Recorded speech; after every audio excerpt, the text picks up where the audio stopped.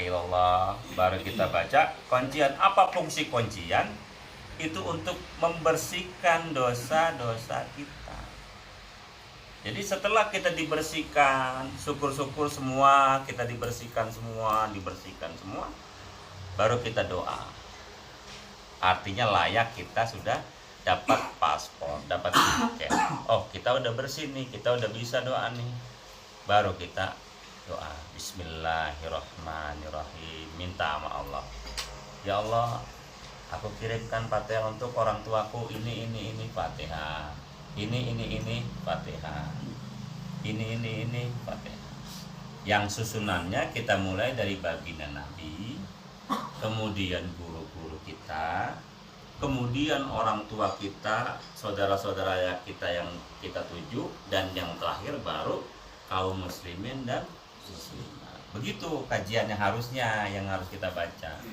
Jadi kalau kita melihat doa kita, mulailah dengan membersihkan diri kita dulu. Sama kalau kita mau kemana, harus mandi dulu, bersih-bersih, pakai pakaian yang bagus.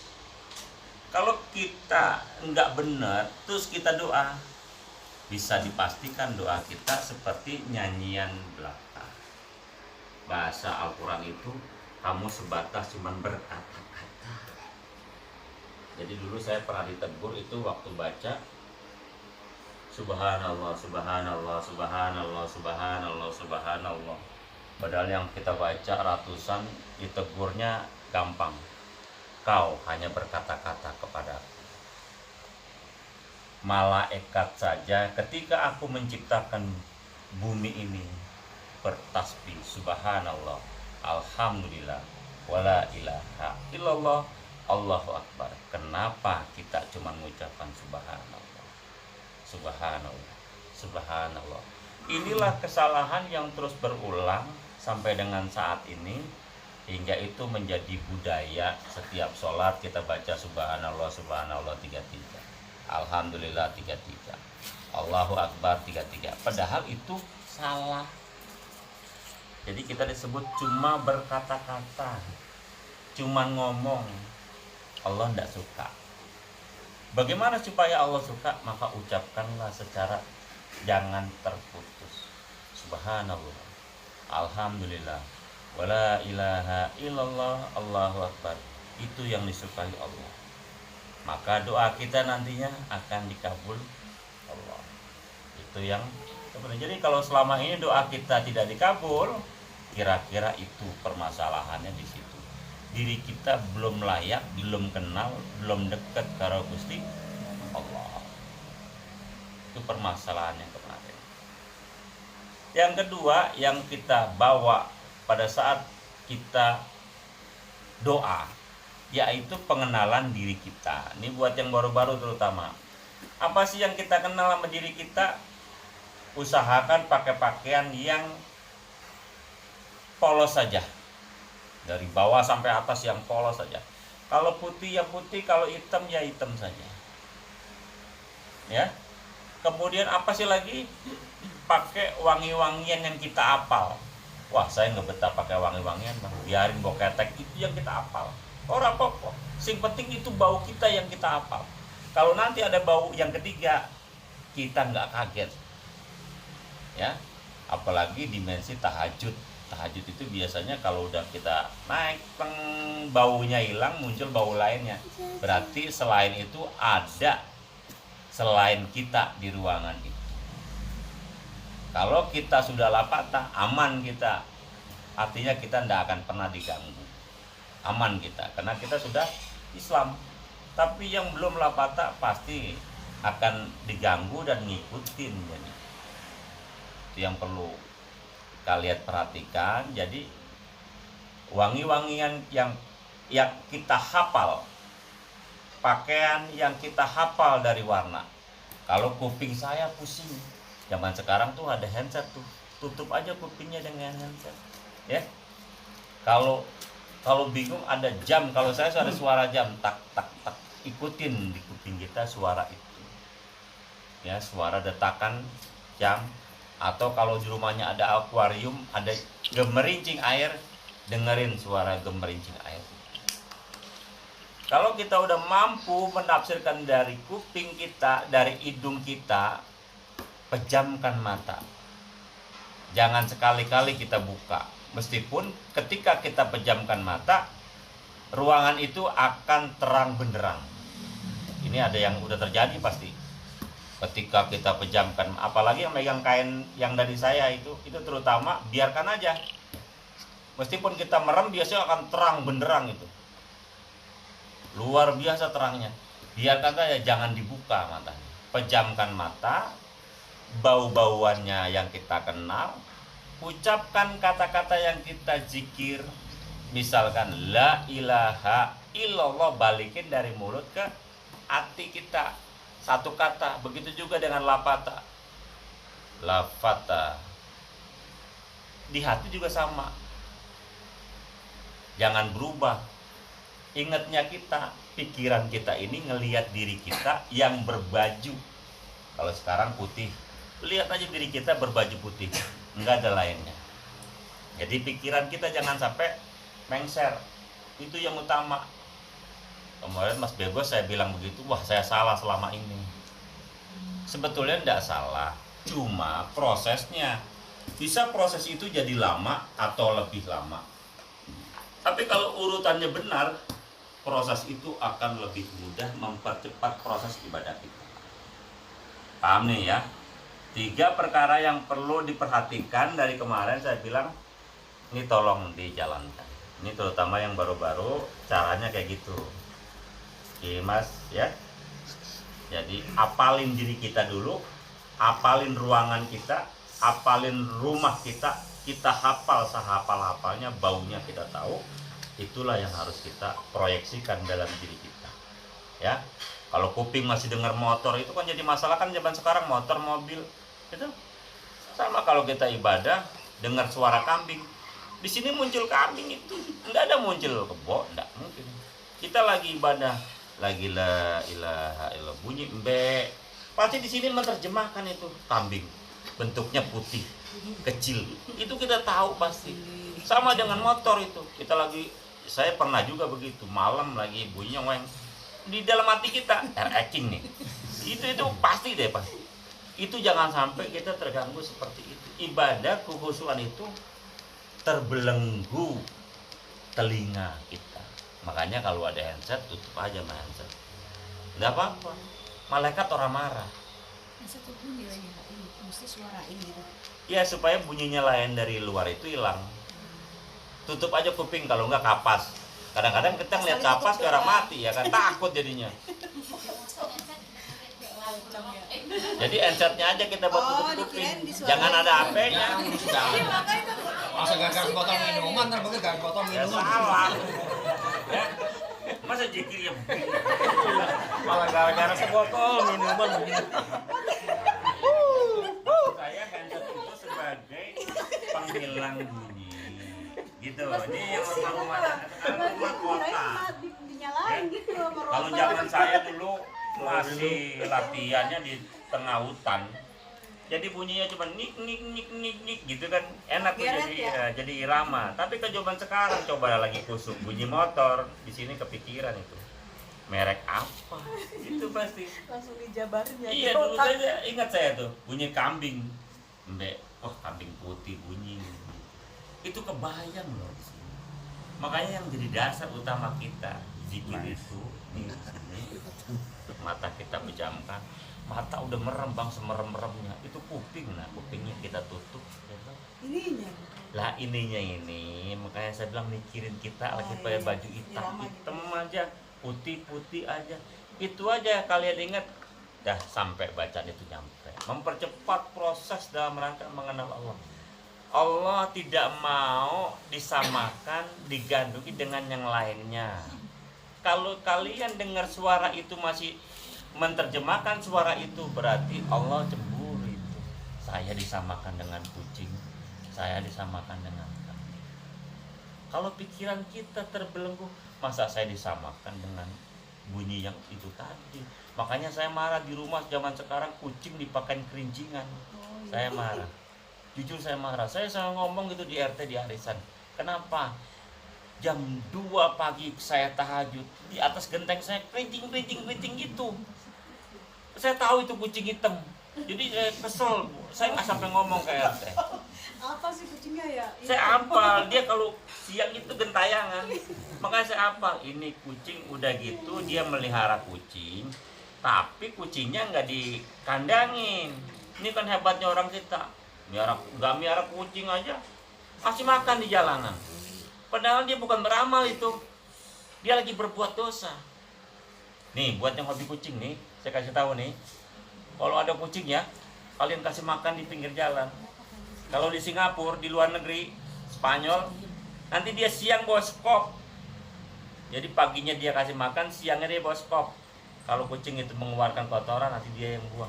Lah kita kan enggak, makan toh. Enggak tanggung jawab itu kucing buang kotoran di mana aja. Nambah dosa. Kita mau beramal, mau buat pahala, tapi ujung-ujungnya kita nambah dosa. Kalau ada yang ngomong kucing peliharaan Nabi, si gambarannya tak ngene.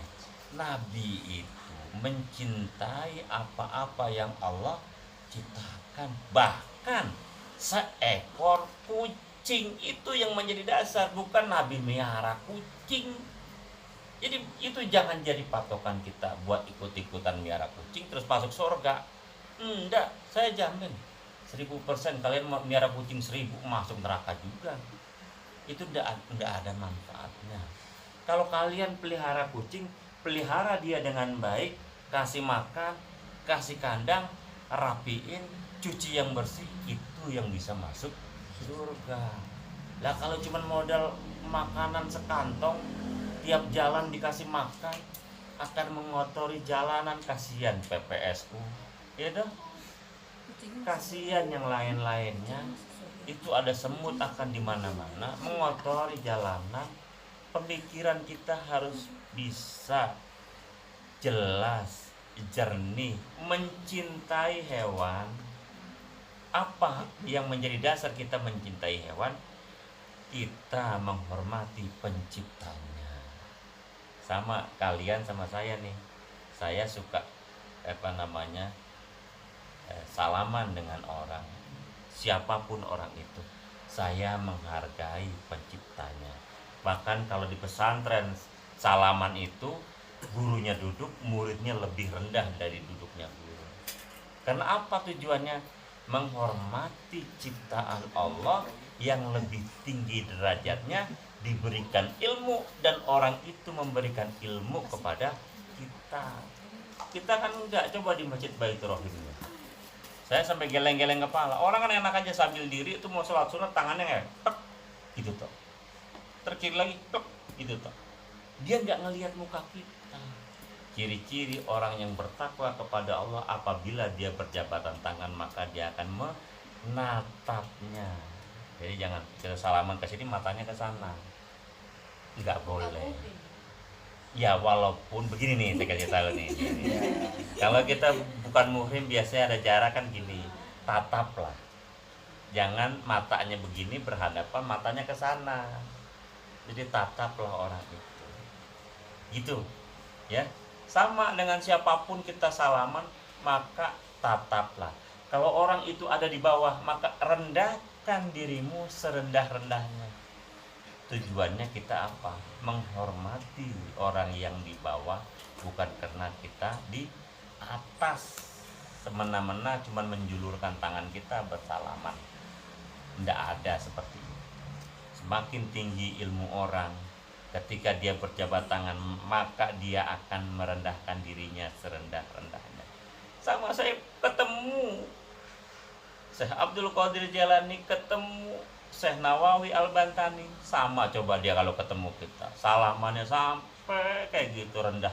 Padahal dia kiai besar, ya kan? Kiai Khalil ketemu kita pun begitu. Sampai ini dengkulnya itu dua-duanya di bawah. Padahal dia kiai besar yang dihormatin sama murid-muridnya ribuan. Tapi kalau ketemu kita luar biasa. Makanya tadi saya bilang sama Tanti, nanti satu waktu banyak kiai-kiai besar minta doain kita. Itu hebatnya. Nanti coba saja kalau udah bisa semua kiai-kiai besar di Indonesia, model Mbah Mangli, model Kiai Kolil, model Syekh Abdul Qadir Jalani mengunjungi kita itu, doa kepada kita, minta doa, doakan kami, doakan kami. Semuanya pasti akan seperti itu, ya. Makanya kayak gitu, kita begitu istimewanya. Itulah derajat yang Allah tinggikan lewat kita. Dengan kita mengucapkan lafata, berarti kita bersahadat kepada Allah. Bahwa kita mengakui Nabi Muhammad itu Nabi kita. Lainnya enggak seperti itu. Kita berusaha untuk mendekati itu.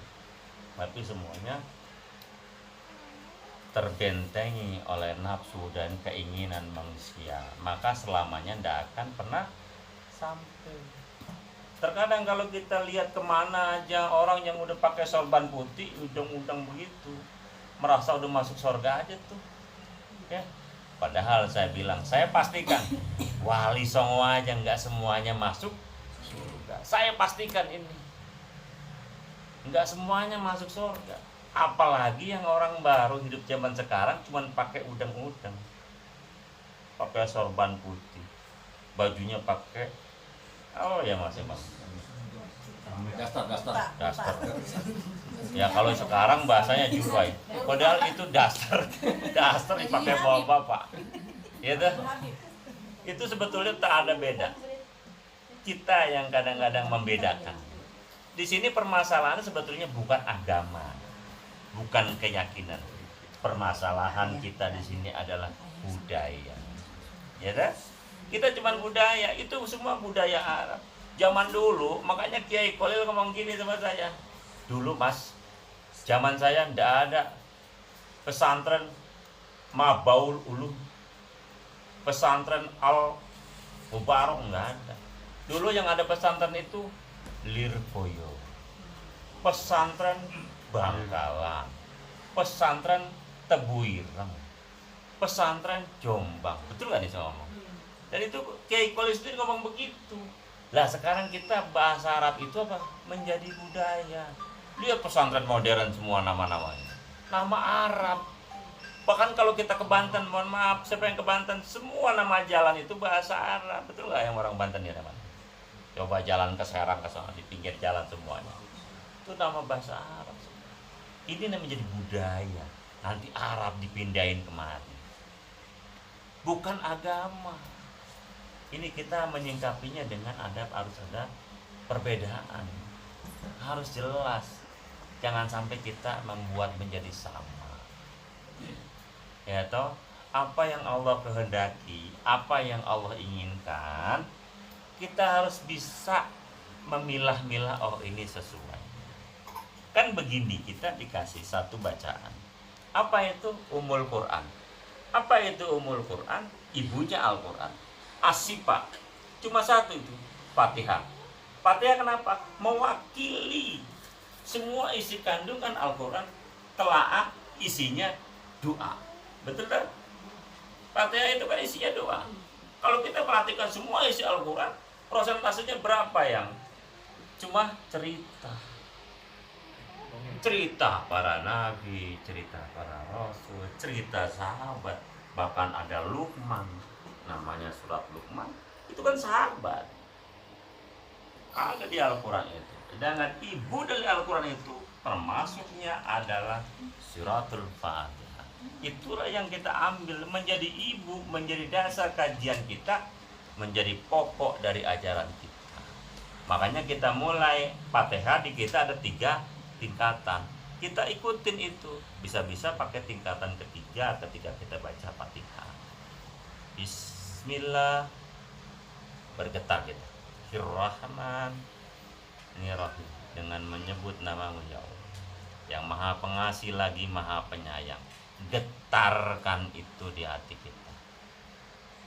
Bismillahirrahmanirrahim, harus bergetar itu di hati kita. Alhamdulillahirabbil alamin, segala puji bagimu seluruh sekalian alam. Getarkan itu. Alhamdulillah itu getarkan, sampaikan di kolbu. Dasar Ar-Rahmanir-Rahim, yang maha pengasih lagi maha penyayang. kita udah nggak ada lagi. Itu melambangkan kepasrahan yang luar biasa ketika kita baca itu. Makanya ketika sudah lapata kita baca itu, selesainya kita rasakan.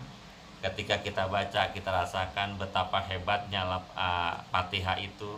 Sampai ujung-ujungnya kita minta dijadikan, diberikan jalan yang lurus, yaitu jalannya orang-orang yang bertakwa dan bukan jalannya orang-orang yang zalim. Itu jelas sudah. Tujuan agama satu. Jangan sampai kita dijadikan orang-orang yang zalim. Kalau kita dijadikan orang-orang yang zalim, berarti turunnya azab. Kita tengok Palestina, negara-negara Arab. Indonesia kalau niru budaya Arab, saya bilang nggak ada provinsi yang ada negara Jawa Timur, negara Jawa Tengah, negara Jakarta, negara Banten. Kan di Timur Tengah gitu, kecil-kecil negaranya. Bahrain, Iran, Irak, itu kan kecil-kecil. Sekota jadi satu negara karena budaya pecah, merasa dirinya benar, merasa dirinya yang paling hebat, merasa dirinya keturunan yang paling baik. Lah kita Indonesia dari Sabang sampai Merauke memahami semuanya, kita pahami agama dengan baik dan benar, tidak akan ada bencana, percaya, tidak akan pernah ada bencana. Kalau ada yang nyerang, bomnya pasti nggak meletus, bungkem, leduk. Iya, kalau kita nih ibadah kepada Allah, dibom nggak bakalan bisa meledak, percayalah. Ini saja orang udah ribut, bencana, megatrust dan lain sebagainya. Kalian masih pada hidup nih, tak akan pernah ada. Aku yakin 100%. Saya pernah tanyakan masalahnya. Ini nggak akan terjadi. Biarkan orang-orang ketakutan dengan ini, itu dan lain sebagainya. Sekarang kita berada di Banten. Sekarang kita berada di Serang, provinsi yang banyak diunik bencana. Bahkan kemarin saya ketemu Syekh Nawawi Al-Bantani, doakan ini Banten. Saya bilang nanti tanggal 19 saya ada di Bitung, di tempat murid saya. Jadi Banten itu ada murid saya, tak akan ada apa-apa. Beliau ucapkan terima kasih, salam buat semuanya. Kita ini termasuk hamba-hamba yang dicintai Allah. Selagi ini masih hidup, saya yakin Pulau Jawa aman saja. Nggak ada megatrust yang ditakutin orang-orang. Aman kita. Aku yakin itu. Jadi kita benahi diri kita dalam rangka berdoa mendekatkan diri kepada Allah. Tahapannya seperti tadi. Paham ya? Oke. Ada yang mau tanya? Ben? Tanya orang?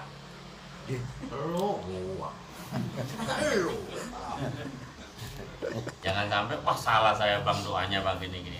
Nggak salah, hanya proses yang menjadikan itu jadi lama atau cepat. Ya. Jadi inti dari utama kita doa itu, masuklah kita ke dalam Islam secara keseluruhan dalam keadaan bersih lahir dan batin. Kalau lahir bisa mandi kita sehari 4 kali 7 kali bersih badan kita. Tapi batin cuman Allah yang bisa. Bagaimana caranya? Dengan lapata itu tadi dibersihkan. Diusah. Yang matanya nakal diketok matanya. Yang mulutnya nakal, mulutnya ditabokin. Ada yang pernah ditabokin mulutnya kan? Ada bang. Ada bang, coba tolong ada bang. Ada yang kupingnya dipukulin kan, ada yang pernah. Ada coba tolong tolong jauh banget, jauh banget ada. Ada yang hatinya nih. Yang gedebuk siapa tuh? Ada nggak yang pernah mukulin hatinya? Sampai bek. Ada. Ada, tolong jauh banget ada.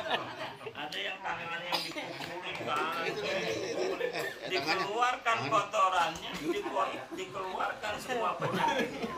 Karena itu penyakit-penyakit yang Allah jauh dari dekat. Ya, Allah nggak akan suka kalau ada penyakit sirik, iri, dengki di hati kita. Nanti satu waktu semuanya akan ngalamin ini dibelah. Ini satu waktu nanti akan ngalamin dibelah seperti Nabi dibelah. Satu waktu pasti ngalamin dibelah, dibersihkan kanan kiri. Mulailah naik kita. Indah banget itu. Rasa ingin dekat, tapi itu tadi saya bilang jangan buru-buru ya. Kalau udah naik begitu jangan nggak mau pulanglah. Kalian dibutuhkan. Kalian ada keluarga, cinta kasih dengan suami, anak, istri. Ingat itu. Jadi kalau udah ngelihat surga, pulanglah. Berarti main-main doang itu balik lagi. Ya main-main aja lah. Itu bonus yang Allah kasih ketika kalian masih hidup, bisa merasakan bagaimana makanan surga, bisa ngerasakan baunya surga, dan bisa melihat surga seperti apa. Saya pastikan, makanya ini yang masih hidup harus bisa ngelihat itu semua. Harus bisa. Ini udah ada yang udah bisa ngelihat. Ini juga kemarin udah lihat Ka'bah kan? Alhamdulillah udah bisa ngelihat Ka'bah. Meskipun kita jauh diperlihatkan itu yang orang bangga-banggakan begini-begini. Di depan kita emang orang popok, kita dihadapin ya. Bahagia kan kita ya. Ibadah tuh kayak gitu. Ini nyata, bukan saya saja, tapi murid-murid saya. Ada Bang Hendra, ada Pak Edi Suroso, ada ini yang udah senior-senior yang insya Allah akan sampai ke sana. Yang perempuan udah mulai sampai ke sana. Perempuan semua apa enggak? Iya berapa saya. Kalau ketinggalan di orang pokok. Satu waktu kalian akan merasakan sebuah keindahan bercengkrama dengan Allah. Itu indahnya kita ibadah. Itu indahnya kita beragama Islam. Islam benar. Saya bilang Islam itu benar. Tak ada agama semulia dan seindah Islam. Kalau dibakar apapun nggak akan pernah bisa kita. Andaikan kepala kita dipenggal untuk meninggalkan agama ini, kita pertahankan itu, karena ini adalah agama Allah. Percaya sama saya, karena semua ini udah pada mulai bisa melihat secara utuh batin kalian surga itu seperti apa. Insya Allah semuanya nanti nih, ini yang baru-baru Bu Santoso sama istrinya Dwi ini nanti tinggal buktikan omongan saya. Ini teman-temannya udah sekian banyaknya. Kalau saya bohong, ada yang udah 35 tahun belajar sama saya, nggak pernah bilang saya bohong nih. Ini udah lama nih belajar. Ini walaupun begini nih lama nih. Bantet. Bahkan entak bang. Bahkan entak ya begitu. Ini orang-orang yang udah adonannya kurang air. Hebatnya bagaimana beribadah kepada Allah. Tinggal hati kita semuanya. Apa kuncinya? Ikhlas. Belajar kita ikhlas. Apa